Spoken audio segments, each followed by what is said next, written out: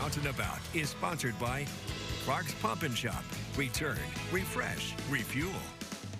Well, Christmas is already kicking off here at Ashland, home of Henry Clay Estate. They're doing a really special Christmas event this year through the eyes of children, and that's why we chose the Beatrix Potter tree. Judy Oger is with us, and this is just so beautifully done. I love what you guys do here at Ashland because you're educating the public. You're giving them a history lesson as you walk throughout this home, learning all about Henry Clay and his family. And no different this year, but we're focusing on children. That's correct. There are 5 generations of the Clay family that have lived here at Ashland. If we total up all the children, there were 29 Clay descendant children that were spent some part of Christmas here throughout the years. This is a more modern version of Christmas where we had Henry Clay's great-granddaughter, Madeline Breckenridge, was a lady well above her time, and she probably would have read, and we know that the last 2 generations to live here would have read Beatrix Potter and Peter Rabbit. We also have a tea service set up for someone to have tea, and the beautiful clothing that is on exhibit, our assistant curator here will talk about in just a few minutes.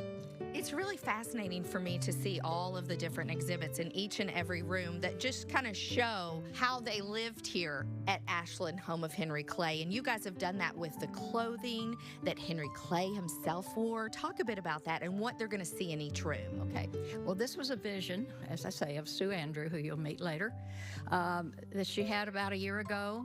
And we wanted to do something different that was not glitzy and glamorous, so we wanted to tell the story of the Clay children who lived here. Sue mentioned the topic, and we went right ahead and ran with it with the help of our curator and many of our volunteers, as well as our own artifacts that we have on exhibit. So many volunteers like Sue are here, and Sue, it's kind of easy to tell the story of the children when there's 29 of them, right? There were a lot of children here, so this house would have rung with laughter and joy. And we know at least that Christmas of 1854, before they pulled the old house down, there was a celebration here. And in 1856, when this house went up, there was also a celebration here. The Christmas tree that we have downstairs and all the Christmas trees, they were astonished.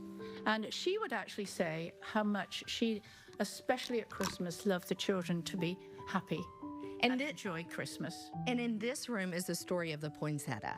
What are we learning in here? Henry Clay became friends with a gentleman who was ambassador to Mexico, and as he traveled down south, he saw these beautiful red flowers, and when he came back, he brought a sample of it. That was the beginning of poinsettias in the United States, and the rest is history, right? Okay, what can folks do? Do they need to get reservations to come do a tour, candlelight? What else happening?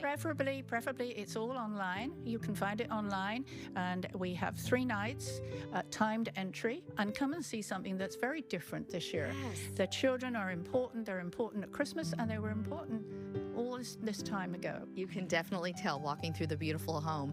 Check out Christmas at Ashland, the home of Henry Clay. Things are kicking off December 6th. I'm Deann Stephens, Out and About.